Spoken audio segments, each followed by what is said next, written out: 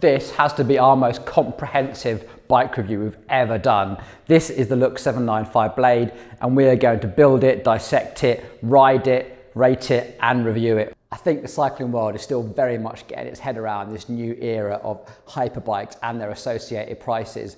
This is not an everyday bike, but nor is a Lamborghini an everyday car. This review was a lot of fun to make. I really hope you enjoy watching it. Okay, we have the opportunity of building one of these. In fact, this is going to be the third one that I've built now, so we're pretty au fait with how to do this. Now, Look provide a fantastic set of instructions, and I definitely recommend reading through this. There's some really finite instructions about where to use Loctite, where to use grease, and how to tighten certain aspects of it as well. So I'm going to run through the entire build, but just show you the highlights. Don't worry, we're not going to be here for 3 hours. So a quick one, whenever you get any new frame from Look, from whatever brand, I always recommend giving this a really good visual check. You need to be checking that there's no sort of paint or burrs on any of these surfaces. You just grab one of the bearings, you just need to check that this has got a solid sit. It shouldn't rock at all, it should just be a solid fit, which is good. Down at the bottom bracket, I recommend just checking for any sort of paint overspray or anything that's been faced. We just need to check that there's no rough surfaces anywhere, so there's probably a little bit there that I might just sand off. Really not doing much, we're literally just taking away a small burr, and of course the brake mounts very tidy, so happy with that. Now the first thing to do is get a seat post into this so we can get it into the stand, and before we do that we need to run some cables. We're fitting this with the Shimano Dura-Ace group set, so we need to run our Shimano Di2 cable. And with the Look frames we need to remove the front mech before we can get into these. What is immediately obvious with the quality of these is they've actually masked this off, and these are actually recessed riv nuts as well. So what you get is a perfectly flat interface. There's nothing there that's going to rock. Little details like this are really what set Look apart. Normally on a frame you would either see some exposed riv nuts with an edge to them, sometimes just painted over, and this will be bolted on, and it makes for a really flimsy mounting. If you have this nice flat, two flat interfaces, you'll get a really solid mount. Threading these through is actually pretty simple, just a standard piece of old gear inner and a bit of masking tape. You really can't beat it. And for the rear one, Look actually give you a pre-installed cable to work with. So what I'm going to do next is get the front mech back on. There's actually a little channel in the back of this so that the wire is going to be completely hidden. It's a really nice touch. C-post is a ridiculously simple design, and this design isn't new for the Blade RS. This has been on a few of the Look bikes actually. So this is your Shimano battery, and how this all goes together is literally with a zip tie and an O-ring, and that is it. So there's no stuffing things in there, adding extra weight to it. That is probably the lightest weight and yet sturdy system I think I've ever seen. And bring this down, what I want to do first is, while we're in this area, just to get the saddle fitted and show you those fitments. The actual hardware itself is beautifully well made. This is the bottom section here, and this is the top carbon section. This is beautiful sort of titanium bolt that we can use to adjust the saddle angle really finely. So our next job is going to be the rear brake, and then we can start thinking about the more complicated aspects. We have some very nice Dura-Ace group sets going on here. So at this stage, once you've got this on, remember 7 Newton meters, is just offer this up and make sure that you've got a really good flat interface. You shouldn't feel any rocking, you shouldn't see any gaps. This is the danger when you're using an adapter like this. Any paint overspray can interfere with it, so it's just worth a quick look. That all looks very good. The blade actually comes with the standard 25mm depth here, so you can use the bolts that are supplied. You don't have to worry about getting new bolts, so long as you use this little aluminium spacer you can see here that comes supplied with the adapter kit. What I'm going to do now is turn the bike around so that you guys can see what we're doing at the headset end. This is where things get really interesting on this bike. So again, before we install anything, a quick visual inspection. This should all be bare carbon and a flat face. These brake mounts should almost as well be smooth to the touch. And again, we're looking for any sort of burrs or roughness around here. This is where the bearing's going to sit. All looks very nice. Let's get a caliper installed. And this is actually threaded all the way through. Such a sign of quality, because that just goes straight through. Look at that. You don't even get that on a time bike. That's probably the hardest thing about building a time. Top tip with this top one, if you get this wrong and crooked, you can do some real damage to the caliper. So it's really important to make sure this bolt stays flat against here as you're screwing this in. All I'm trying to do is keep this pit close to here, because if it doesn't, you'll end up scratching the caliper. Now, we've got the customer coming in for a bike fit. I'm going to keep this uncut. We'll install everything because we can actually cut this in situ the way that we're going to do it.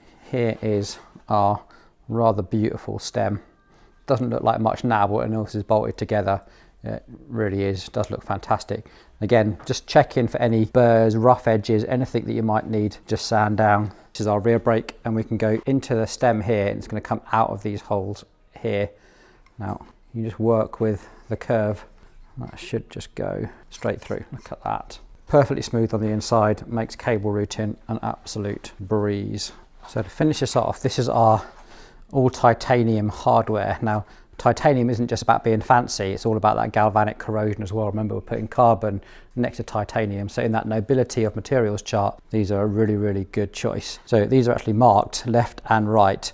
We have a 3-bolt clamp system on this. So this little contour being designed, so as long as you've got the R and the L the right way up, you can't really go too wrong. If you haven't quite decided where you want to cut it, you're not quite ready to go for the full aero look, then you can actually fit this. Now this is a section where you can get to the bolts on the side, but also you can thread this over the top. That means you can put some normal spacers on the top here, and you can decide where you want to cut that at a later date. I want to show you the handlebars, but we're still waiting for a size 38 coming for this customer. This customer really has customized everything. So they've gone outside of the normal box spec and have asked for a 110mm stem and a 38 bar, which Look have still got to provide. So I'm going to flip you to one that we've done earlier and show you this whole bolt system here. So this is what you get. Again, all custom titanium hardware. And this is going to go into the bottom of the handlebars. Here is one we built earlier. So this customer is coming in for their bike fit this weekend. They're providing their own wheels, which is why it's in a state like this. But underneath here, you can now see this beautiful attention to detail here, how all this bolts in absolutely perfectly, tightened up with the top cover on as well. That's how clean it looks on the top surface. It's probably the cleanest handlebar setup I've seen on this aero road bike that still gives you lots of adaptability. Of course, you can get those one-piece ones, but in terms of like swapping out handlebars and stem, this has got to be the best setup I've seen ever, I think. So this customer is going for the 12-speed, the 5236 in 172.5 crank length on a size medium frame, just sticking with the crank length they know, and then matching this up with a 1134 cassette. So you've still got a pretty good climbing gear, but importantly for a bike like this, you've got a really high top end as well. So remember, we had these bolts relatively loose because I just want to offer the front mech up and get that cable length right. With the Look instructions here, you get a full tightening torque. So we can go through all of this. 3 Newton meters, so not very much at all. And here's our rear derailleur, a little bit of grease on those threads. And that all looks pretty neat, nice. Right, while we wait for this customer to arrive with their own custom made wheels, we are going to show you what you might expect if you were to buy one of these off the shelf. So the fully built Protein Black version with the Karima wheels, the Ultegra group set. We've got one here, I've been riding it, let's show you. Really, from the very first pedal stroke, you're going to have absolutely no doubt in your mind that this is a race bike. No, there's no two ways about it. It's just designed to go fast. My very first impressions, first up, it feels like a very powerful riding position. It feels like you're riding on the rivet of the saddle, except you're not, you're on the saddle. Any sort of time trialist or racer would feel instantly comfortable. You really can feel glutes and quads working. It really does feel like you're pushing hard on the pedals, which is what I really wanted. Now, this build came with 5 centimeters of spacers between the stem and the head tube, which is massive. We instantly cut 2 centimeters out, and that still feels too much. I could easily take another centimeter out, possibly more. Now the build comes with 110mm stem, that feels great. 42 centimeter bars, which feel narrower than 42, I don't know why. Weirdly, the shape of the bars I do quite like, but on the drops I am struggling to reach the brake lever, which I've never experienced before. I've never ever felt like I need to winding, the reach adjust. So this base spec build, I say that laughing because it's still really expensive, is 7.5 kilograms and probably represents the best value for money, because the absolute top of the range is advertised to be at 7 kilograms. So I think this is the build, if you were buying off the peg, that most people would probably go for. It represents probably the best bang for your buck, so to speak.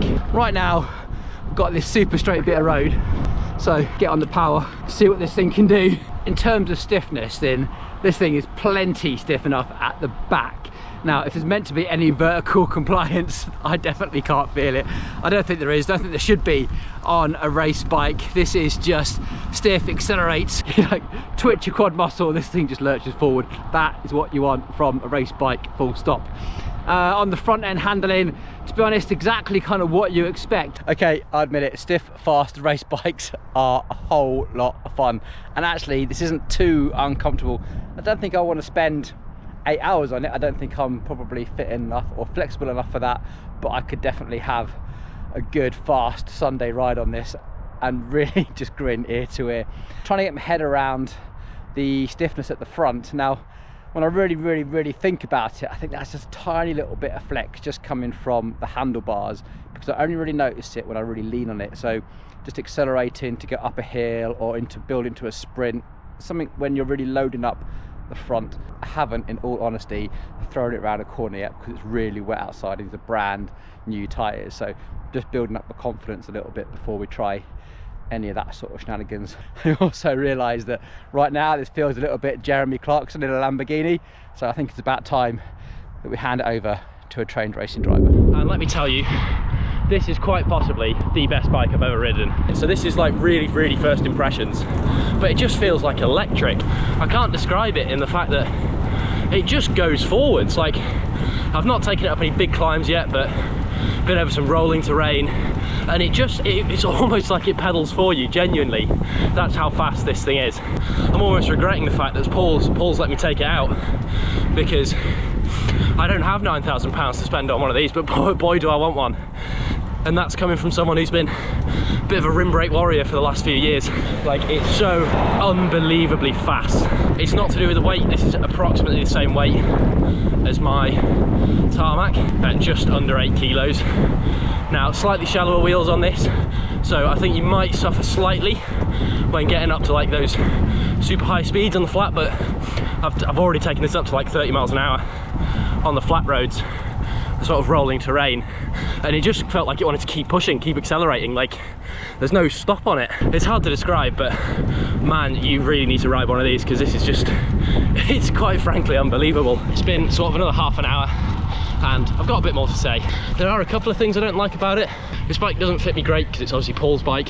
It's got, you know, a stem that's slightly too short, probably a frame size down, and the handlebars are a bit too wide, but that can all be changed. The main thing is that harsh ride now. I do think part of that is probably the inner tubes that are in this. I think some tubeless would go quite a way on this. Run your tyres closer to 60 psi, be a little bit nicer, a little bit more forgiving, but this thing is just so phenomenally fast. That's the main thing about this. I've also noticed that the drop on these handlebars is pretty shallow, which is something I don't know if you can change. It could also be caused by the fact that this bike is slightly too short for me. I think I've just about recovered from my struggle effort. Oh man, I'm empty.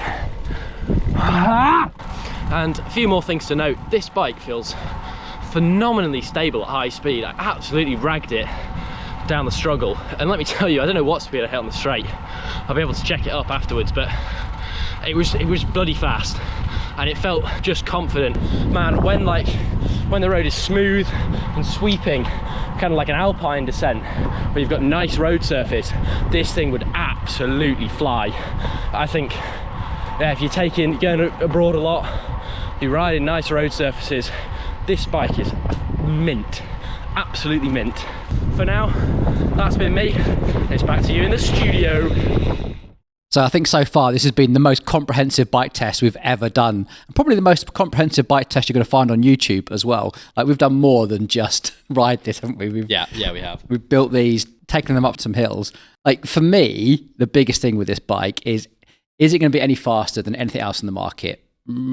Probably not. No, I think at this sort of price point, when you're getting up to like 9, 10, 11, 12,000 pounds, I think it's going to be much of a muchness in terms of speed.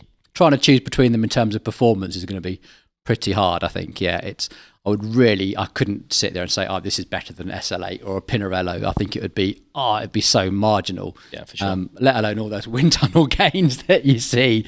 I couldn't really pick that apart at all. But some of the highlights for me is probably in terms of ride feel, and it's a very confidence-inspiring ride. For sure. You took it up Kirkstone. Yeah, so I took it up the struggle. I thought, there's the hill climbs there in a couple of weeks. So I thought it was a bit of a topical ride. And, of course, yeah. And I took it up and I turned it straight back around. And bearing in mind, I've ridden the bike for about an hour at this point. And I got it up to 50 miles an hour on the straight. And it just felt rock solid. There's nothing, I didn't feel twitchy at all. And actually, it's been quite windy here. It's now autumn, isn't it, actually? Yeah. And we had a System 6 in the shop with all the big aero fairings and everything else, which is aero bikes in good conditions. But this is a pretty windy day, and it was absolutely stable, wasn't it? Oh, for sure. Yeah. It maybe not be the ultimate aero. In fact, you remember Hambini sort of did a video when the spy shots were first out, and he was criticising it because it didn't look aero enough. But since then, obviously, the Super 6... the SL8 have all come out with a similar idea, haven't they, with not such big aero fairings. And I think when you're riding it in those windy conditions, I don't think I missed that aero at all. Well, I think it's been going on since about the SL7, isn't it? As soon as Specalized ditched the Venge, of course, and then you've got stuff like the Super 6 Evo has really overtaken the System 6, and everyone's kind of making this all-round race bike. They all look pretty similar as well. In terms of that drop stays fairly angular rather than flowing like you used to get. It's this one's got that lovely hourglass head tube as well, and quite a lot of tyre clearance on the front. You can really see that those forks bow out, but they're very narrow for an aero bike. But in the crosswinds or a windy day, it just feels so stable. Sure. Yeah, definitely. Yeah, and you're happy. I think that's the biggest thing. It might not be the fastest, but the confidence of going that speed is what really struck me with this. Yeah, I do have to say, on a good road surface, I felt like you could do just about anything on that. But I had stop. I absolutely agree. The modularity of it is it's really second to none. Because Canyon tried that thing where they've got the adjustable outwards bars, but that doesn't seem to have really caught on, and it seems a bit clunky as well. Yeah, it's not, and pretty terrifying because they were snapping in half quite a lot. They're rigid, they don't flex at all. Not like those Oro bars or any of the, or those Pinarello moist bars. They do not flex at all. They are stiff, and I love the shape of them. Actually, I think there's someone in the comments has commented he's having trouble trying to get the levers as high as he wants them to because the cable's kink. I'm like, it's pretty standard for one-piece bars to have the levers in that position. I mean, because we've built a couple of these now. I think you get a very nice transition from handlebar to lever. I didn't notice it when I was riding it. It's certainly a racy position. It's definitely not like the completely flat transition like you might have found on an endurance bike, but it works. Yeah. Works fantastically. The sweep of the bar was quite interesting to me. I actually struggled to reach the brake levers for the first time ever. I did notice when I rode it, the drop is very shallow. It is, handlebars. Can you change that? Because I know obviously the width and the stem length is modular, but do they just come in one drop? Yeah, as far as I can see, they only do one drop, which actually you're right. It's from where you are on the hood down onto the drops. It's a very, very quick transition actually. I mean, actually for me when I was riding it, I felt the pedaling position was really powerful. That's what I put in the video. I felt like I was right on top of the pedals. That I could really use glutes and quad muscles to really push down on the pedals. It felt like a really powerful position. And normally you would combine that with a weird weight distribution. But actually, I've got that set at 3 centimeters, thinking conservative, because this is going to be a shop demo. Hopefully other people can ride. I could take another centimetre of that easily, without a shadow of a doubt, possibly even a bit more. Yeah. You must have been thinking, this feels like a...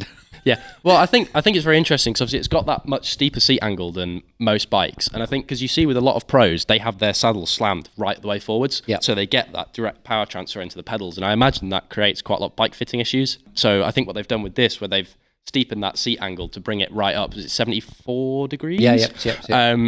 So that means you don't have to run your saddle slammed so far forward, and you can make a much more ergonomic fit without having to sacrifice that direct power transfer. And there's not a massive amount of layback on that seat post as well, so you're right up there. The longer you spend on the bike, the more little details you notice. I think that's the big thing that you notice between this and something similar, like for example the Pinarello, or like if you're going into this price range, is really the attention to detail on it, isn't it? And it's like even like everything's faced properly, which is surprisingly uncommon. And like everything, like the handlebars with the bolts, everything just fits together directly as it's supposed to first time. Fitting these up is just like it's mechanic's dream, isn't it? Just pops into place. In fact, there's actually someone in the comments who's been complaining about his seat post not fitting, which is confusing, and he's started to sand down his seat post, which is worrying. If that ever happens to you, by the way, don't start sanding down your seat post. Go back to your dealer, get them to sort it. Very hard to imagine why that's gone wrong, but I'd imagine it's probably more likely a burr on the inside of the seat post, which is disappointing. Don't start sanding things down, especially on the seat post. Just go back to your dealer, let them sort it out. It's frame is way too expensive for anyone home building to be worried about issues like that. But so far, with 1, 2, 3, we've had another one that we built as well. Was absolutely everything just slots together beautifully. As it should. There was not a creak or a sound out of it's so quiet to ride, isn't it? I think that must be part of the foam core rims as well. But like I just noticed, like as soon as you get onto like a half smooth road surface, you don't hear anything coming out of it at all, do you? It's silent. No noise off the wheels, nothing. It's just as all bikes should be. Yeah. And I even noticed as well is I imagine it's a lot to do with the stiffness, but on a lot of disc brake bikes, when you get out the saddle and put some power down, if you're climbing up a hill, you get a little bit of rub off the front brake, and you didn't get anything like that off this. It's just completely solid. Everything is just as it's supposed to be, quiet, smooth.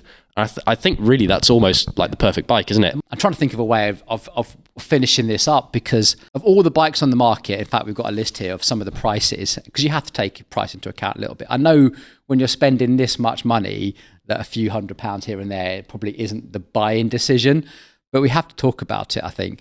The Trek Madone, our favourite bike. Yeah, the only bike on the market with its own sphincter. Yeah. Is the frame set for that now. They're asking £5,500. Yeah, I think it's certainly a price, isn't it? I think when you're paying £5,400 to the look with its frame, fork, seat post, handlebars and stem. Of that quality. Yeah. And that's £5,500, and you still got the added insult of having to buy a handlebar on top of that. Yeah. But then they do have a full bike at 10,000, whereas the look starts at £9,000 for this Protein black build that you can see here.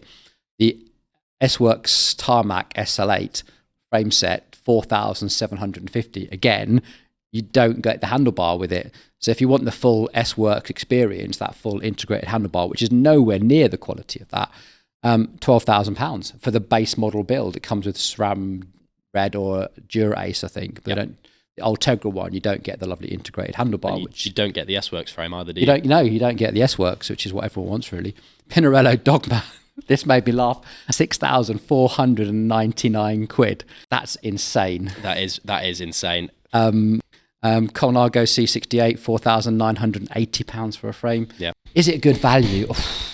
I think it depends who you are, doesn't it? It depends who you are. Because if you're me, a young, poor 20-year-old man who's working in the workshop, nothing at £10,000 seems reasonably priced. But I think for what you're paying for in terms of the quality that you're getting comparative to everything else in the market, I think it's a bargain. Yeah, I mean, we're talking like Lamborghini prices. The Lamborghinis are bikes, isn't it? And you don't think about too much about price difference between a Lamborghini and Aston Martin, do you? I mean, that's what we're talking here, isn't it? So this is a little bit irrelevant, I think, to some degree, but it does give you some idea of as to where this absolute top end of the market is going.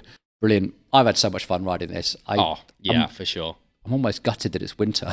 Well, I said in my my little recording yesterday, I was almost disappointed that you'd let me ride it, because now it made me really want one.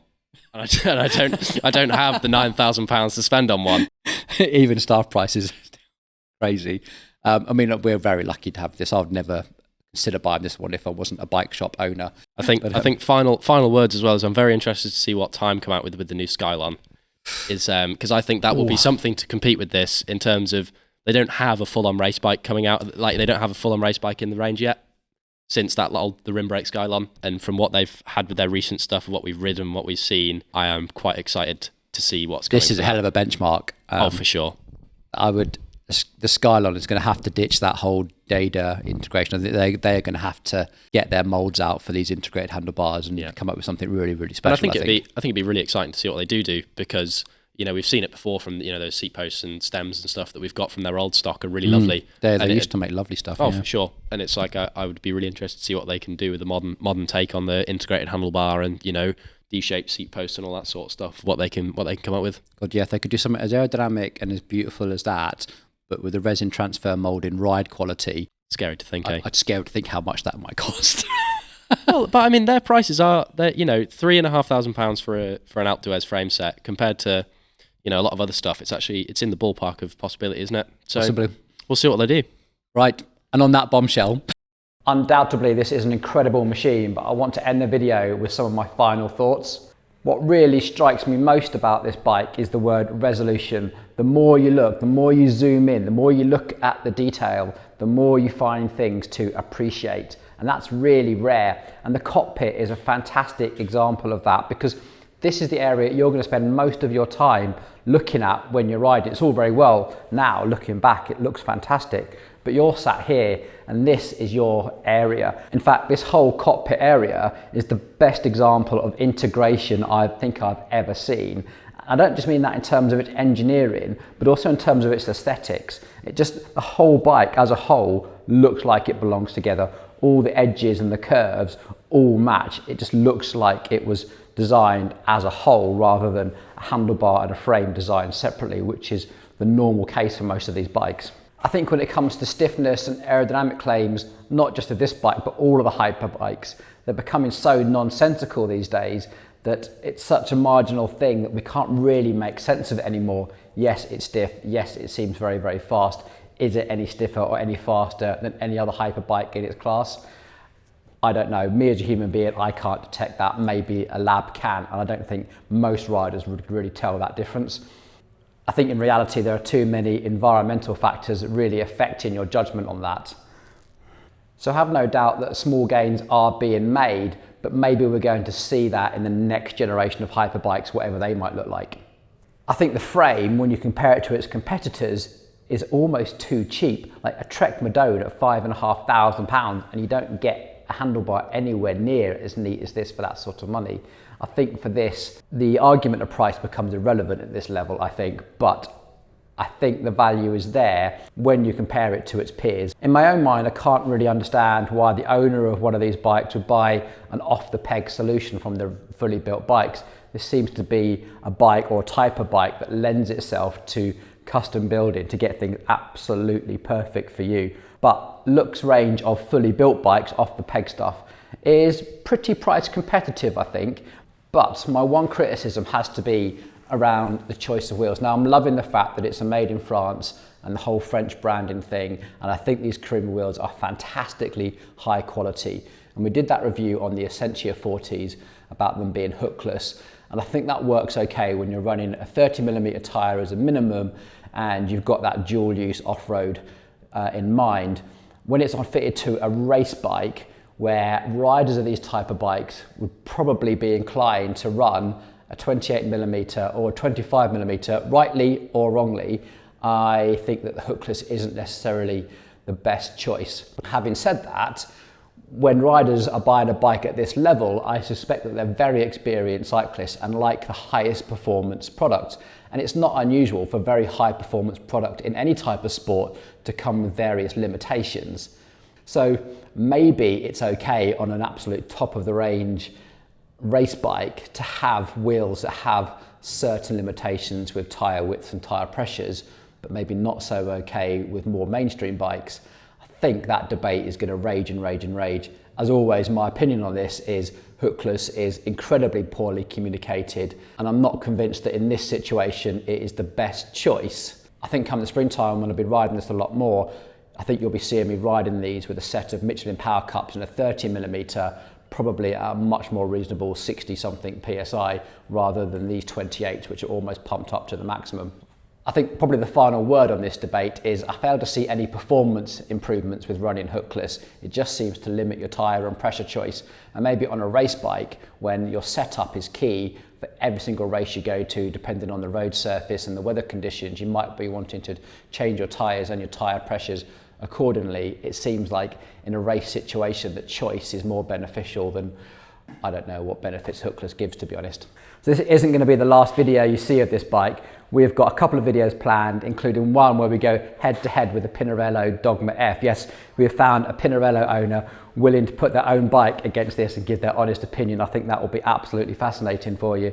So if you like this video, please give it a big thumbs up. And if you dislike it, that's okay. Give it a thumbs down. It's all good. And make sure you give your feedback down in the comments. It's all important. And I look forward to seeing you on the next video.